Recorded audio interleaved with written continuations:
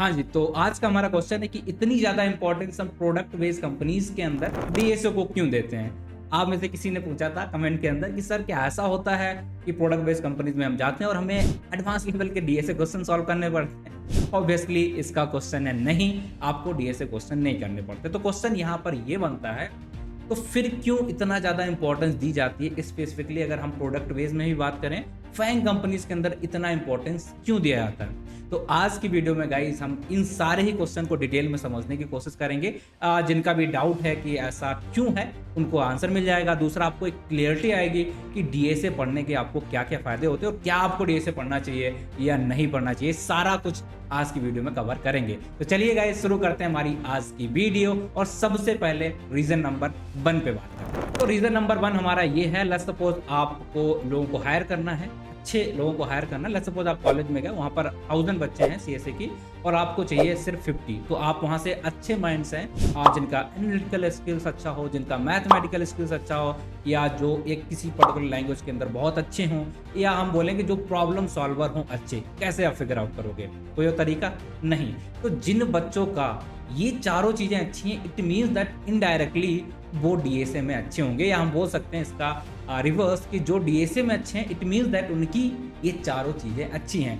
तो कंपनी को short listing के लिए डीएसए सबसे अच्छा और सबसे काम का तरीका लगता है कि डीएसए में जो काम करा है, जिसने डीएसए करी है, इट मीन्स दैट उसका प्रॉब्लम सॉल्विंग अप्रोच बढ़िया होगा।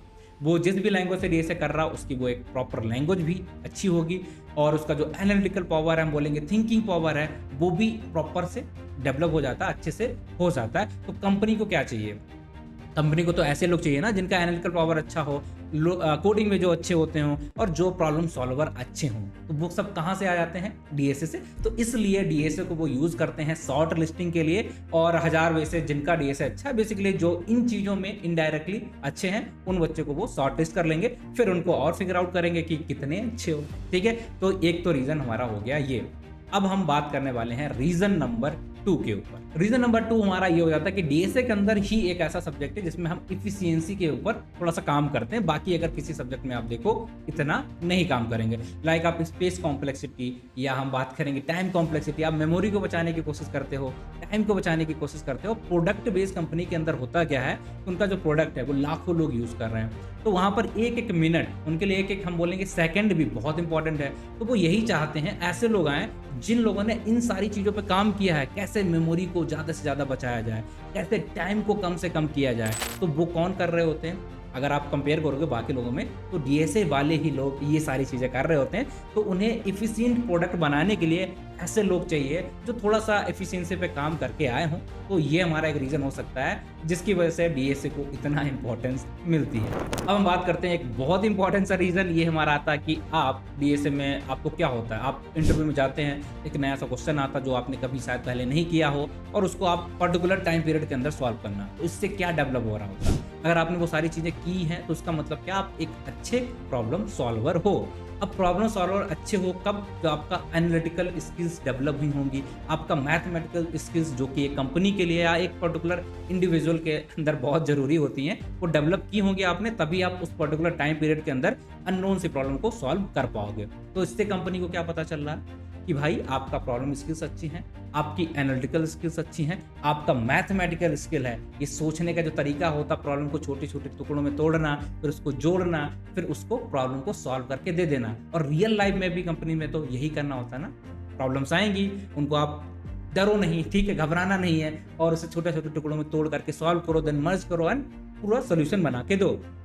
तो ये कहाँ पर आप कर रहे होते हैं? अगर आप किसी भी सब्जेक्ट में कंपेयर करोगे, कहीं भी आप ऐसा नहीं कर सकते हो, नहीं करते हो बेसिकली, तो डीएसए में करते हो। तो इसलिए एक और एग्जांपल आ जाता है, एक और रीज़न आ जाता है हमारा कि डीएसए इंपॉर्टेंट है कंपनी के लिए, और इसी को वो चूज़ करते हैं कि भाई साहब अगर इसमें अच्छे हो, इट मीन्स दैट आपकी ये सारी तीनों ही स्किल्स बहुत अच्छी हैं। चलिए, इसके साथ एक और इम्पॉर्टेंट सी चीज़ ये आ जाती है कि आप जब डीएसए में सब कुछ करते हो ना, तो आपको प्रॉब्लम को तोड़ना, बेसिकली छोटे छोटे पार्ट में उन छोटे छोटे स्टेप्स को सॉल्व करना, और उन सारे स्टेप्स को फिर आप क्या करते हो, एक सोल्यूशन बनाने की कोशिश करते हो। तो इस सब प्रोसेस में ना आपका जो थिंकिंग पावर होती है, जो माइंड है ना, वो एक तरीके से डेवलप हो जाता है कि आप प्रॉब्लम को देखोगे, आपके अंदर एक अप्रोच डेवलप हो जाता है कि हाँ, किसी भी प्रॉब्लम को कैसे सॉल्व करना। और प्रोडक्ट बेस्ड कंपनीज में आपको प्रॉब्लम सॉल्व करनी होती है, तो आपको एक ऐसा माइंड चाहिए जिसकी थिंकिंग स्किल्स डेवलप्ड हो।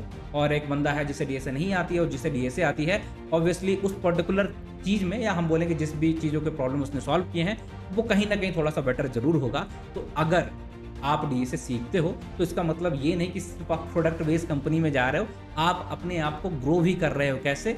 एनालिटिकली आपका थॉट प्रोसेस चेंज हो रहा है, आपको वहाँ पर किसी एक पर्टिकुलर लैंग्वेज में एक कमांड बहुत अच्छे से लेवल से आ जाएगा, क्योंकि आपने वहाँ इतनी डिटेल में चीज़ों को पढ़ रखा है।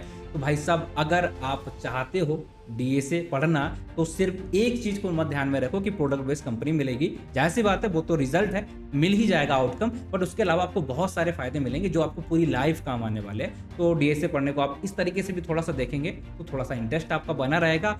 और दूसरी चीज़, जाहिर सी बात है, प्रोडक्ट बेस्ड कंपनी तो मिल ही सकती है, फैंग में एंट्री के लिए सबसे अच्छा तरीका तो है ही डीएसए। तो guys, thank you. I believe कि आपके जितने भी क्वेश्चंस हैं, कहीं ना कहीं बहुत सारे लोगों का ये क्वेश्चन था, सबको मैं आंसर कर पाया हूँ। Thank you for watching the video. और अगर आपको कोई डाउट हो, कुछ दिक्कत आ रही है, तो प्लीज़ कमेंट सेक्शन में लिखिए। I will try to create one more video, या मैं सिंपल सा क्वेश्चन होगा तो answer. Thank you guys, thank you.